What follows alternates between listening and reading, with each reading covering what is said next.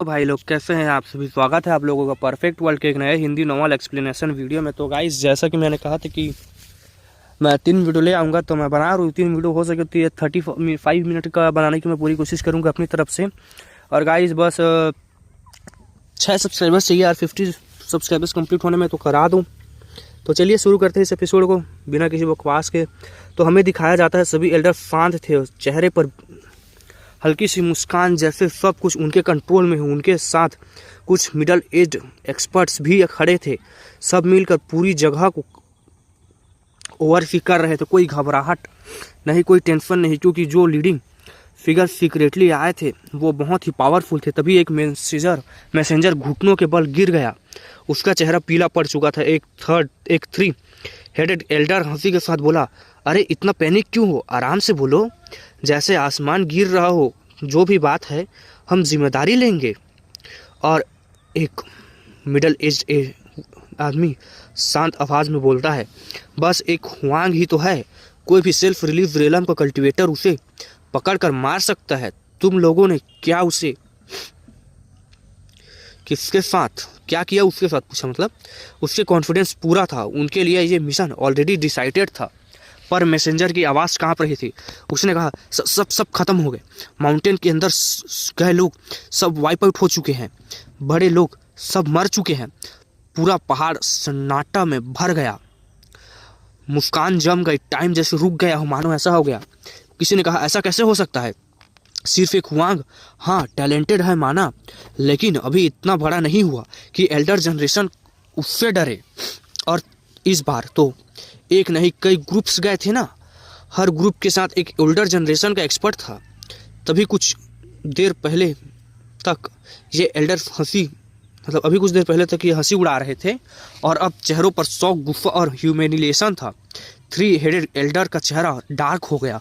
ये कैसे पॉसिबल है, उसने कहा। वो सब हुआंग से कैसे मर सकते हैं। मैसेंजर ने कांपते हुए कहा, मैं हुआंग को नहीं देखा, सिर्फ लाशें देखकर आया हूँ। सबका खून काला पड़ चुका था, हड्डियाँ और मांस सब गल चुके थे। यह सुनते ही सबके दिल बैठ गए। एल्डर ने कहा, क्या कोई इंपीरियल पास का एक्सपर्ट चुपके से माउंटेन में आ गया है, पर बिना हमें पता चले, ऐसा मुमकिन नहीं है। तब पीछे से एक सिल्वर स्केल क्रीचर आया और पीठ पर 8 पंख थे, हाथ बोल रहा हूँ, ठीक है। उसने भारी आवाज में कहा, माउंटेन के अंदर चलो, लगता है कोई अनडेड नाइट जाग गया है। 100 कैलेमिटी स्टेयरवे लाओ, और यह मामला सीरियस हो चुका है। सब ने लाशों का हाल याद किया। अनडेड नाइट, ये पॉसिबिलिटी सच लग रही थी उनको। और एक किंग क्लैन का एल्डर बोला, अगर सच में अनडेड नाइट है तो शायद हम भी उसे रोक नहीं पाएंगे। तभी सिल्वर क्रीचर ने कहा, लेकिन तो हमारे पास चॉइस नहीं है। एम्परर क्लैन का यंग ग्रेट वन पहले ही माउंटेन में घुस चुका है। अगर उसे कुछ हो गया तो डिजास्टर आ जाएगा। 3 हेडेड किंग ने ठंडी आवाज़ में ऑर्डर दिया, ओल्ड एंसेस्टर्स को रिपोर्ट भेजो। मतलब बात यहाँ तक पहुँच चुकी थी कि सुप्रीम बींग्स तक को इन्वॉल्व करना पड़ रहा था। ये सब प्लानिंग असल में इंपीरियल पास के टॉप लेवल के लिए थी। अगर वो आए तो एक ही झटके में सब कुछ खत्म हो सकता था। कुछ लोगों को लगा ये सब ओवर रिएक्शन है, हुआंग अभी बच्चा है, इतना बड़ा सेटअप क्यों, आखिरकार क्यों उसके लिए इतना बड़ा प्लानिंग करे। पर कुछ क्रीचर को लगता था अगर प्लान सक्सेसफुल हुआ तो इंपीरियल पास टूट सकता है। यही से एक और ख़तरनाक बात सामने आई। इंपीरियल पास के अंदर से कोई इन्फॉर्मेशन लीक कर रहा था। किसी ने फॉरेन साइट को बता दिया था हुआंग डिवाइन मेडिसिन माउंटेन में है, और मेंग तियानजिंग उसे बचाने के लिए रिस्क भी ले सकते हैं। अगर मेंग तियानजिन आए तो एम्ब्यूस में फंस जाए, मतलब एम्ब्यूस में फंस जाए तो सब सुप्रीम बींग एक साथ ख़त्म होंगे। इसलिए फॉरेन साइट इतनी बड़ी प्लानिंग कर रही थी, ठीक है। मतलब स्पॉइलर देता हूँ, हो सके तो एल्डर आएंगे बचाने के लिए, और मतलब गूज बम्स आने वाले हैं भाई एपिसोड्स में। इंपीरियल पास के अंदर भी हंगामा मच गया था। कुछ लोग चिल्लाने लगे, हुआंग ही ट्रेटर है, वरना वो अकेले माउंटेन में कैसे गया इंपीरियल पास में, ठीक है। वांग फैमिली और जिन फैमिली के फॉलोअर्स मौका देखकर जहर उगलने लगे थे। उसके लोगों को पकड़ो, क्या लिखा है यार, उनसे पूछताछ करो। तब अचानक आवाज आई, चुप रहो। कॉपर पैलेस के ऊपर से एक भारी आवाज गूंजी। वांग फैमिली के 9 ड्रैगन्स खुद खड़े थे। फिर जिन ताइजू यार की बेटी बोली, हुआंग ने फॉरेन यंग किंग्स को मारा है, उसका उनसे खून का बदला है। ऐसा इंसान डिफेक्ट करेगा? सोचो जरा। पूरा हॉल चुप हो गया। आखिर में एक एल्डर ने ठंडे लहजे में कहा, हुआंग अभी छोटा है लेकिन उसकी पोटेंशियल एंडलेस है। ऐसे टैलेंट को खोना ये इंपीरियल पास के लिए बहुत बड़ा नुकसान हो सकता है। डिवाइन मेडिसिन माउंटेन के बाहर सब कुछ शांत था। एल्डर्स मुस्कुरा रहे थे जैसे सब उनके कंट्रोल में। अरे एक मिनट यार, ठीक है यहाँ से यार मैं थोड़ा सा भटक गया था। ठीक है, तभी एल्डर मेंग तियानजिंग आसमान से तभी आसमान से एक गोल्डन लाइट गिरी। मेंग तियानजिंग खुद आए थे। पूरी कॉपर पैलेस खड़ा हो जाता है। उनकी सिर्फ एक लाइन, मैं खुद जाऊंगा। बस किसी में बोलने की हिम्मत नहीं होती। फैटी कब चिल्लाता है, अगर कोई नहीं जा रहा तो मैं अपने मास्टर को बुलाऊंगा। वोंग 5th ड्रैगन उसे अटैक करता है। रुक जा, 5th ड्रैगन उसे अटैक करता है, पर जिन ताइजून की बेटी उसे बचा लेती है। और मेंग तियानजिंग बोलते हैं, अपने मास्टर को मेरी तरफ से ग्रीट करना। ये सुनकर सब समझ गए, फैटी के मास्टर का लेवल भी खौफनाक है। और फिर जो होता है वो लेजेंड बन जाता है। मेंग तियानजिंग का सुप्रीम ब्लड जाग उठता है। इंपीरियल पास का हर कोना हर कोई कांपने लगता है। बुढ़ा शरीर यंग बन जाता है। ब्लैक हेयर, गोल्डन आर्मर जैसे एंशिएंट वॉर गॉड्स लोग घुटने पर गिर जाते हैं। ये सिर्फ रेस्क्यू नहीं था, ये जंग का ऐलान था। और इसी के साथ मेंग तियानजिंग निकल पड़ते हैं डिवाइन मेडिसिन माउंटेन रेंज की तरफ, जहां सी हाउ अभी जिंदा है या नहीं ये पूरी तरह किस्मत पे तय है। इस राइटर ने ना सस्ते नशे करके जो आधे चैप्टर्स है ना, उसमें पिछले चैप्टर्स को ही जस्ट ना छाप दिया है। ठीक है, तो इस वजह से ना कुछ थोड़ी इधर उधर हेर फेर हो जाती है कुछ समय के लिए।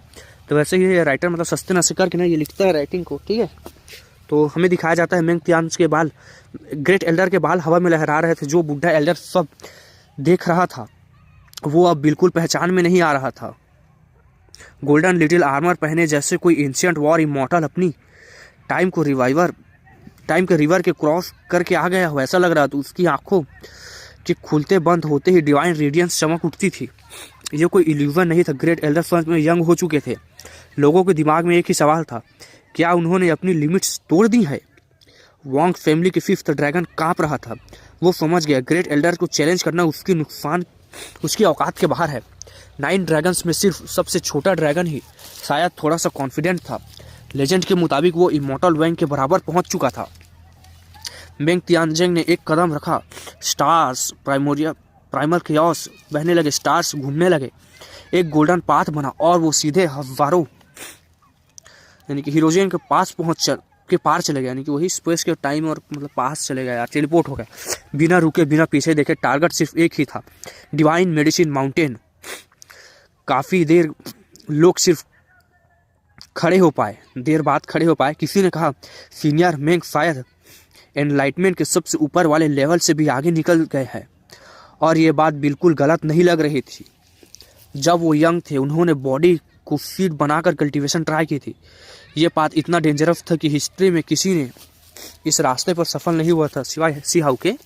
वो फेल हुए लेकिन उन्हें दाऊ बॉडी में क्रैक्स आ गए थे। उनके दाऊ बॉडी में फेल होने की वजह से आधा शरीर बर्बाद हो गया था। सालों तक दर्द, तन्हाई, हेल जैसी जिंदगी बन चुकी थी, लेकिन वो टूटे नहीं। आखिरकार जैसे फिनिक्स एसेस से उठता है वैसे ही मेंग तियानजिंग वापस आ गए। और अगर इन्वायरमेंट अलाउ करता है तो वो कब के इमॉर्टल बन चुके होते। ठीक है, एक नेचर का ना वो परमिशन चाहिए रहता है नेक्स्ट लेवल पर ब्रेक थ्रू करने के लिए वही। और यहाँ यंग लड़कियाँ शर्मा रही थी। ग्रेट एल्डर यंग फॉर्म में सच में कितने हॉट लगते हैं यार। समझ रहे लड़कियाँ ब्लश कर रही थी भाई एल्डर को सोचकर। क्या लगता है गाइस, मेंग तियानजिंग की कुछ रही होगी कोई पास्ट में लवर ववर। ठीक है, ओल्ड जनरेशन बस चुप रह गए।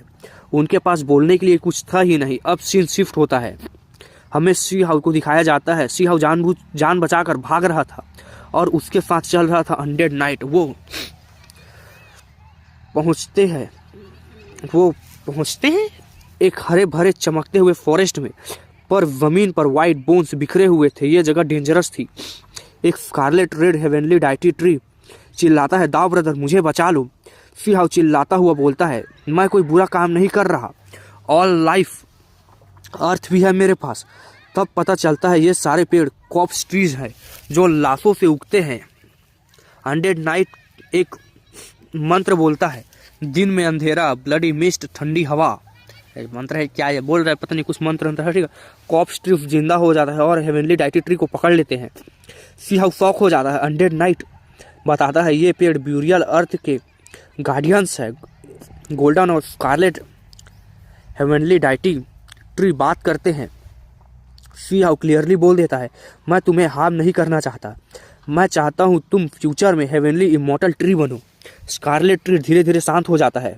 अनडेड नाइट कैजुअली बोल देता है, एंशिएंट ब्यूरियल रीजन में एक नहीं कई इमॉर्टल मेडिसिन है। सी हाउ का दिमाग घूम जाता है। वो तुरंत बोलता है, एक दो मुझे दे दो ना, ग्रेट एल्डर को गिफ्ट कर दूंगा। पर जवाब आता है, वो वहाँ इसलिए रहते हैं क्योंकि वहाँ सबसे ज़्यादा सेफ है। सी हाउ चिपक जाता है अनडेड नाइट से, यानी बच्चों की तरह, ठीक है। अनडेड नाइट तुरंत पीछे हट जाता है। वो कहता है, दूर रहो, मुझे अनकंफर्टेबल लगता है। सी हाउ शॉक हो जाता है, तुम फीमेल हो? नाइट कामली बोलता है, हाँ। और फिर कैजुअली बोल देती है, बोल रहा था पता है, बोल देती है, वैसे एक बार एक इमॉर्टल ट्री काट के कॉफिन बना दी गई थी।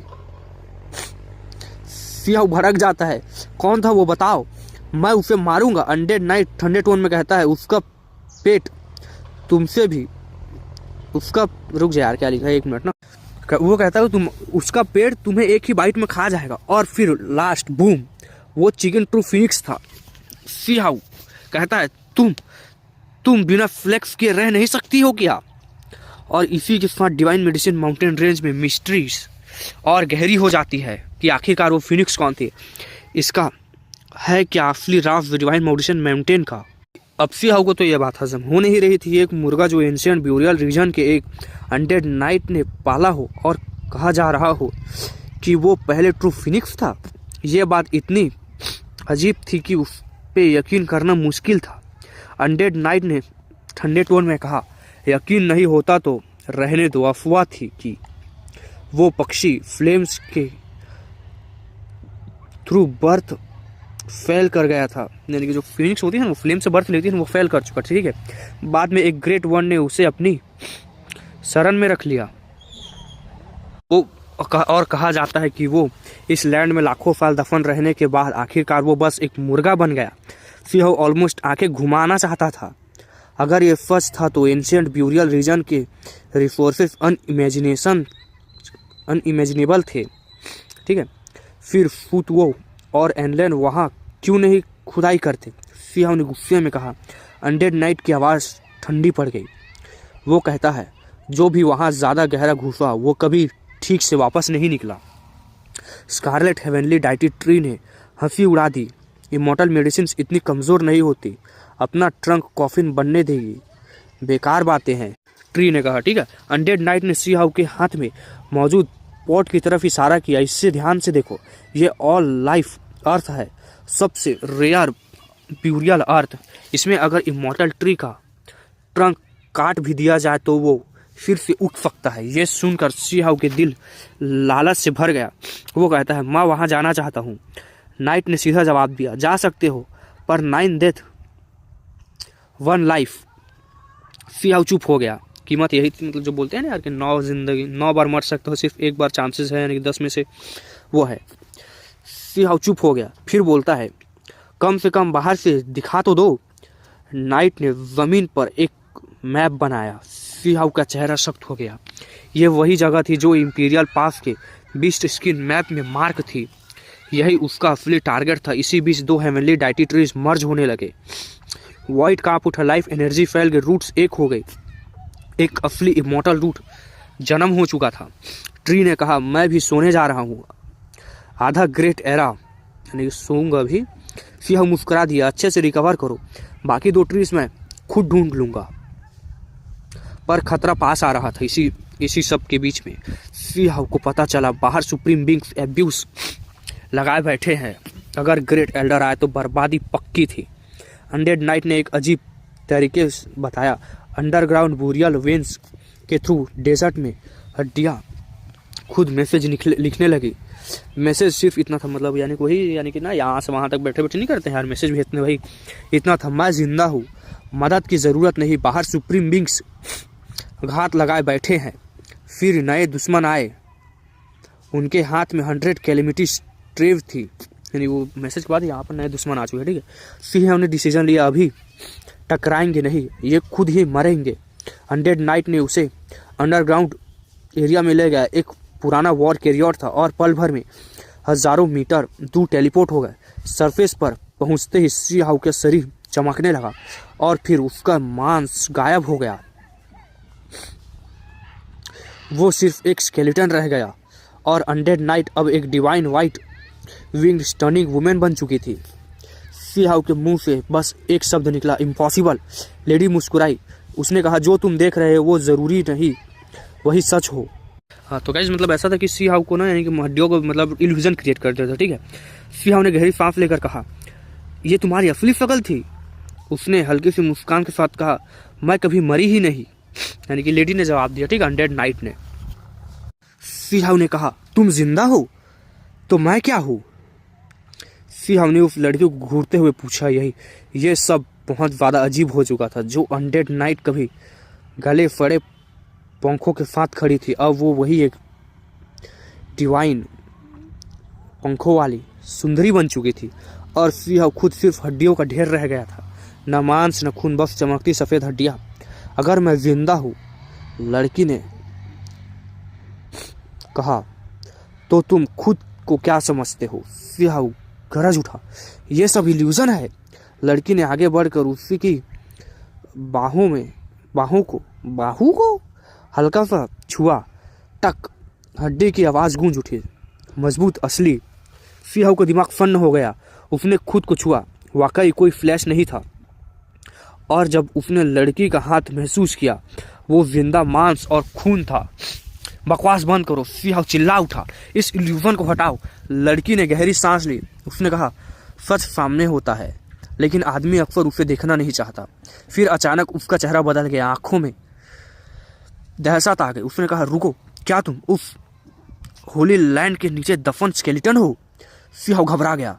लड़की ने कांपते हाथों से एक मिरर निकाला और उसे दे दिया। सी हाउ ने देखा, मिरर में एक स्केलेटन था, उसकी आंखों के अंदर लाइट का एक सर्कल जल रहा था, सोल फ्लेम। सी हाउ ने दर्पण मतलब मिरर को फेंक दिया। यह नामुमकिन है, तुम मुझे यहाँ क्यों लाए हो? वो गरजा। लड़की ने ठंड यानी कि सीरियस टोन में कहा, तुम जो देख रहे हो शायद वही तुम्हारी असली एसेंस है। फिर उसने एक कहानी सुनाई, एक ब्यूरियल किंग की जो मरा लेकिन जिसका विल कभी ख़त्म नहीं हुआ।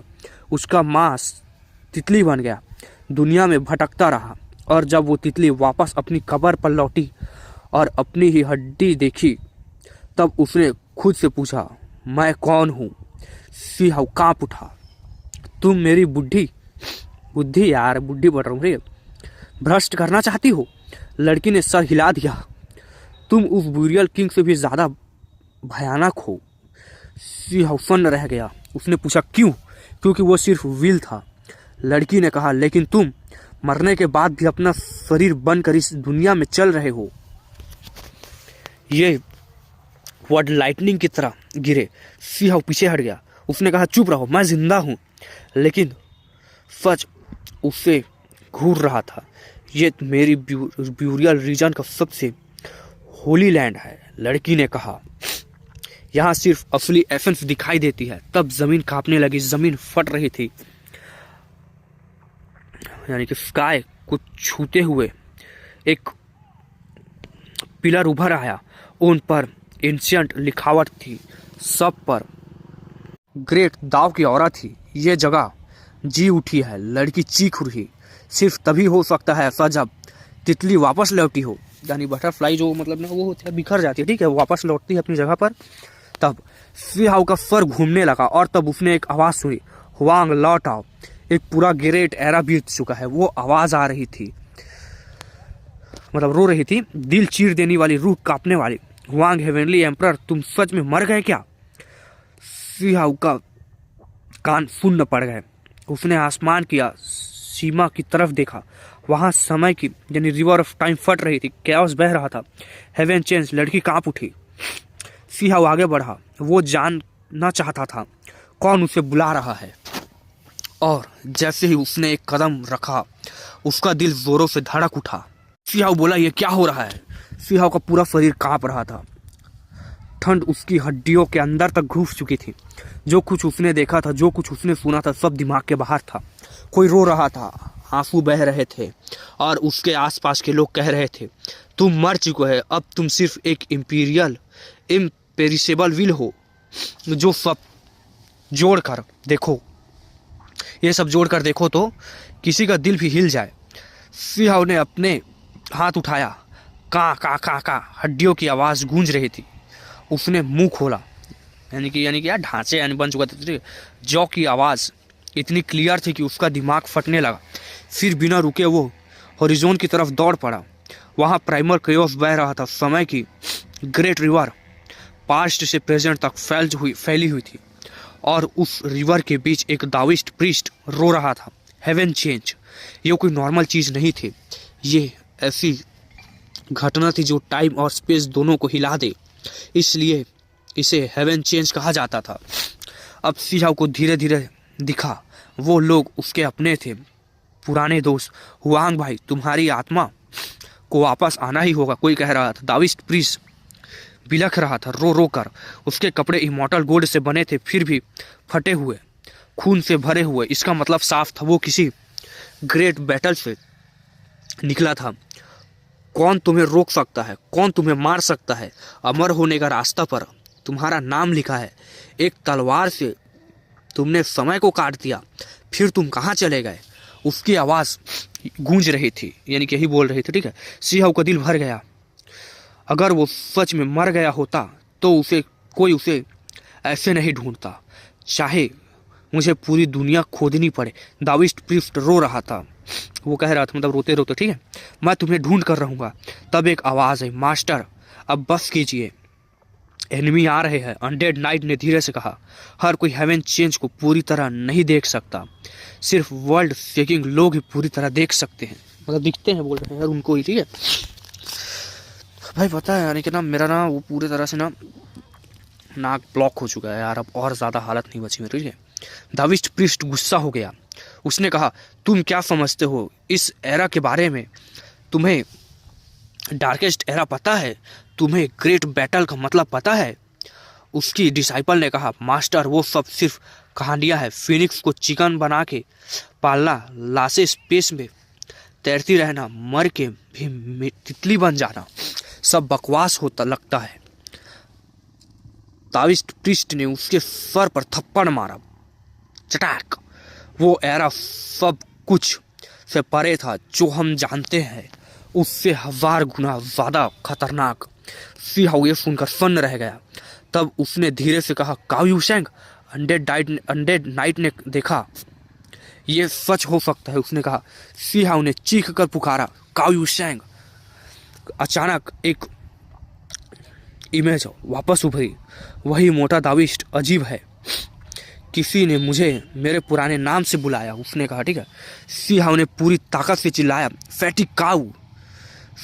टाइम रिवर ऑफ टाइम फट पड़ी। दाविस्ट ने इस तरफ देखा और तब सी हाउ की शरीर पर, बोन्स पर, मतलब जो वो थे ना मांस, वो वापस आ गया। उस पल दाविस्ट जैसे लाइटनिंग से लग गया हो, ठीक है। हुआंग, क्या तुम जिंदा हो? वो चिल्लाया। वो बैठ गए, आंसू बहते रहे। सी हाउ गरजा, सच बताओ क्या हुआ है? दाविस्ट बोलने ही वाला था तब इमॉर्टल दाउ लाइटनिंग गिर पड़ी। आसमान का कहर, मतलब मानो वो काला हो गया, बोल नहीं पाया। अनडेड नाइट कांप उठी। यह बातें समय को बदल सकती हैं, इसलिए हेवन खुद रोक रहा है। सी हाउ ने सिर्फ इतना कहा, तुम ठीक हो ना? दाविस्ट ने दर्द के बीच मुस्कुराया। इमॉर्टल होने से पहले बस कुत्ते काटते थे। ये सुन के सी हाउ का गला भर गया। ये इल्यूजन था, ये इतिहास सच था, और कहानी यहीं से और ज़्यादा भयानक होने वाली थी। तो तो गाइस अब ठीक है, मतलब वही 300 चैप्टर्स बचे हैं यार, और ना आप असली पत्ते खुल रहे हैं परफेक्ट वर्ल्ड के, ठीक है। तो अब सोच चलो एक एपिसोड और बना लेता हूँ एक चैप्टर को, ठीक है, 30 मिनट का बना देता हूँ, बोला है तो। हमें दिखाया जाता है वो रो नहीं रहा था, पर जो चेहरा था रोने से भी ज़्यादा भद्दा लग रहा था। आंसू नहीं थे लेकिन दर्द हद से ज़्यादा था। उसके हाथ कस के बंद थे, उंगलियों के बीच से खून टपक रहा था। वो सच में हिल चुका था। फिर उसने गहरी सांस ली और कहा, अपने आप को ज़बरदस्ती शांत किया। आंखों का रंग बदल गया। अब वहाँ सिर्फ मजाक या बेवकूफ़ी नहीं, एक सीरियसनेस थी। वो बोलना चाहता था, सी हाउ को कुछ बताना चाहता था, ऐसी बातें जो टाइम को तक हिला सकती थी, जो फ्यूचर को बदल सकती थी। चाहे इसके लिए हेवन का पनिशमेंट झेलना पड़े, चाहे हेवन उसे मिटा दे, चाहे यही मरना पड़े, वो फिर भी बोलना चाहता था, क्योंकि ये बातें बहुत ज़्यादा ज़रूरी थी। ये बातें उस हुआंग के लिए थी जो अभी जवान था, जो अभी सब कुछ नहीं जानता था। उसने कहा, सुन। उसकी आवाज़ भारी थी, जैसे हर शब्द के साथ आसमान का बोझ उठा रहा हो। उस पर लाइटनिंग स्ट्राइक रिवर के टाइम को उबाल पड़ी, ठीक है, मतलब रिवर ऑफ टाइम को उबाल दी पूरी तरफ, मतलब यार तहस नहस कर दी। अनडेड नाइट का रंग उड़ गया। उसने कहा, रुक जाओ, ये बातें उनको नहीं कहनी चाहिए। लेकिन वो नहीं रुका। उसने दांत पीसते हुए कहा, खून बहते हुए भी आंखों में जिद थी, यानी कि उसके, ठीक है, कायू संग की। वो कहता है, चाहे मैं यही खत्म हो जाऊं, पर यह सच तुम्हें पता होना चाहिए। लाइटनिंग दोबारा गिरने वाली थी। सिंह बस देखता रहा। उसका दिल जोर से धड़क रहा था। ये कोई नॉर्मल मुलाकात नहीं थी, ये फ्यूचर का यानी कि बैटल था, ठीक है, टकराव था। और जो बात कहने वाली थी वो परफेक्ट वर्ल्ड का सबसे बड़ा सच हो सकती थी। भाई ये क्या है यार, देखो, मतलब राइटर ने भाई पूरा ना सस्ते नशे ना, मतलब हो गया, और ये चैप्टर यही खत्म कर दो, बस इतना ही था भाई ये चैप्टर। मतलब 1 मिनट ना, यहाँ का सीन बहुत ही हैवी हो चुका था, ठीक है। जैसे ही काओ यूसंग बोलना शुरू करता है, अचानक लाइटनिंग स्ट्राइक होती है, लाइटनिंग गिरने लगती है, और सबसे इम्पोर्टेंट बात, उसकी बात का आखिरी हिस्सा हेवनली थंडर के अंदर डूब जाता है। सिंह के दिल जोर से धड़क उठता है। उसके दिमाग में सिर्फ एक ही सवाल था, इमॉर्टल बनने के बाद आखिर क्या हुआ। लेकिन जवाब मिलने से पहले लाइटनिंग इतनी तेज़ हो जाती है कि टाइम का एंशिएंट रिवर तक कांप उठता है। आसमान फट जाता है। लाइटनिंग इतनी घनी हो जाती है जैसे पूरी हिस्ट्री को काट रही हो। फिर अचानक काओ यूसंग एक अजीब सी बात बोलता है, डॉक्स ने काट लिया। सिंह एक पल के लिए ऑलमोस्ट हंस पड़ता है। क्या यार, देख रहे हो पूरा, मतलब इधर उधर ना चैप्टर्स को हेर फेर कर रखा है इसमें, ठीक है। उसके मन में आता है, फ्यूचर में काओ यूसंग को आखिर किस कुत्ते के पीछे पड़ गया था। लेकिन टोन से क्लियर होता है, ये कोई बड़ी ट्रेजेडी नहीं थी, बस एक अनफॉरगेटेबल एक्सपीरियंस था। पर इसी हंसी के बीच सिंह के दिल में एक गहरा दर्द भी उभरा था, क्योंकि अब जो सामने है वो इंपीरियल पास का चबी लिटिल फैटी नहीं, ये एक ऐसा दाविस्त है जो एंडलेस टाइम देख चुका है, जो इमॉर्टलिटी अचीव कर चुका है। सिंह सिर्फ एक लाइन समझ जाता है, काओ यूसंग को 9 हेवन मतलब 9 वर्ल्ड्स में दफन होना पड़ा था। सोचो, जिंदा होते हुए खुद को दफन करना, हर बार कॉप्स ट्रांसफॉर्मेशन, फिर एक नई जिंदगी शुरू करना, 9 टाइम्स 9 वर्ल्ड्स, हर एक बार नई लाइफ, नए लोग, नए फ्रेंड्स, नए इमोशंस, और फिर सब कुछ छोड़ देना, अकेले कब्र में चले जाना छोड़कर। सिंह सोचता है, बाहर से लगता है कि उसने बहुत कुछ पाया, लेकिन असल में उसने बहुत कुछ खो दिया था। जो लोग उसके करीब थे वो मर चुके थे, चाहे वो एंड में पीक पर खड़ा हो, लेकिन पीछे मुड़ कर देखो तो सिर्फ रिग्रेट और एम्प्टीनेस रहेगी थी। सिंह के मन में एक डरावना सवाल आता है, क्या वो अभी भी वही काओ यूसंग है? क्योंकि उसकी ओरिजिनल सोल कब का गल चुका था, सिर्फ बॉडी बची थी जो हर बार नई कॉन्शियसनेस बना रही थी। ये सवाल शायद काओ यूसंग खुद भी फेस नहीं करना चाहता था। सिंह ने एक गहरी सांस ली। उसके मुंह में कड़वाहट आ जाती है। ये सुनते ही बिलियंस ऑफ ईयर्स के बाद क्या बचेगा? और तब लाइटनिंग रुकती है और काओ यूसंग जोर से चिल्लाता है, हुआंग, मैं अभी भी मैं ही हूँ।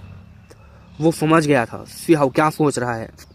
वो कहता है, मैं सिंपल कॉप्स ट्रांसफॉर्मेशन से नहीं गुजरा, मैंने 9 रीइंकार्नेशन इम्प्रिंट बनाए हैं। मुझे अपना पास्ट याद है, मैं वही हूँ। इस बार काओ यूसेंग ज़्यादा इमोशनल हो जाता है, सी हाउ से भी ज़्यादा। एंडलेस टाइम के बाद ये उसका पहला ओल्ड फ्रेंड था। उसकी आंखें लाल हो जाती हैं, आंसू टपकने लगते हैं। उसे याद आता है little rabbit, heavenly horn and 10 crown king. और फिर वो धीरे धीरे सोचता है ऐसा कुछ नहीं जो टाइम को सबड्यू कर सके। सबसे ज़्यादा दर्दनाक बात ये थी, हुआंग अकेला लड़ रहा था। वो डार्कनेस के खिलाफ अकेला आगे बढ़ा था। काओ यूसेंग मदद करना चाहता था, पर वो टाइम ही ऐसा था जब 9 हेवंस कोलैप्स हो चुके थे और जब वो खुद कब्र में चला गया था। उसके बाद का सबसे इम्पोर्टेंट हिस्ट्री पार्ट उसे खुद नहीं पता था, यानी हिस्ट्री का पार्ट उसे नहीं पता था, जो यानी कि ये सब बातें नहीं यार आपको फ्यूचर में समझ आएंगे। पता है जब परफेक्ट वर्ल्ड के असली पत्ते खुलेंगे। आज ठीक है, आज जब वो यंग सी हाउ को देखता है उसका दिल कांप जाता है। ये लड़का फ्यूचर में किस हद तक टूटेगा, कितना बोझ उठाएगा। वो पूछ पड़ता है तुम सबसे स्ट्रांग थे, फिर तुम गायब क्यों हो गए। सी हाउ कामली जवाब देता है दुनिया बहुत बड़ी है, मेरे जाने के लिए जगह होगी, मैं नहीं मरूंगा। ठीक है, यानी फ्यूचर का नहीं, अभी मतलब प्रेजेंट का सी हाउ ये जवाब देता है। काओ यूसेंग जोर से हंस पड़ता है, लेकिन वो कहता है उसकी आंखें गीली हैं। सी हाउ मतलब वो रो रहा था। हाँ, वो कहता है हाँ मैं तुम्हारा इंतजार करूंगा। और तब हेवनली लाइटनिंग फिर गिरती है। इमॉर्टल थंडर सीधा काओ यूसेंग पर टूट पड़ता है। सी हाउ शॉक्ड हो जाता है। वो कहता है मुझे पनिशमेंट क्यों नहीं मिल रही। अनडेड नाइट बोलती है वो खुद हेवनली पनिशमेंट को रोक रहा है, सब अपने ऊपर ले रहा है। आखिर लाइटनिंग रुकती है। सी हाउ पूछना चाहता था बाकी लोग कैसे हैं, पर वो जानता था ये सवाल नहीं पूछना चाहिए। फिर भी काओ यूसेंग बोलने की कोशिश करता है और तुरंत एक और लाइटनिंग उसकी बॉडी को चीर देती है। उसकी बॉडी टूटने लगती है, लेकिन वो फिर भी चिल्लाता है वो तुम्हारे साथ चले गए। ये बोलकर वो revolution crossing immortal art use करता है और किसी तरह बचा रहता है। सी हाउ के दिल में एक छोटी सी होप जगती है। सी हाउ फ्यूचर इतना डार्क नहीं है सोचता है, लेकिन काओ यूसेंग के लिए दर्द वापस आ जाता है, क्योंकि फ्यूचर में सिर्फ हुआंग के नाम बचा था, इंसान कहीं नहीं। और आखिर में वो मुस्कुराता है, लेकिन वो स्माइल रोने से भी ज़्यादा बदसूरत लग रही थी। वो अपनी मुट्ठी भींचकर गहरी सांस लेता है और सीरियस हो जाता है, क्योंकि अब वो सी हाउ को कुछ बताना चाहता था, चाहे हेवन उसे मार ही न दे। ये बात बहुत ज़्यादा इम्पोर्टेंट थी। तो गाइस इसको इसी सस्पेंस के साथ ख़त्म करते हैं। और यार ये चैप्टर्स थोड़े ना इधर उधर हो चुके थे और साथ ही मेरी तबीयत भी ख़राब है, तो इस वजह से मिलते हैं नए एपिसोड के साथ।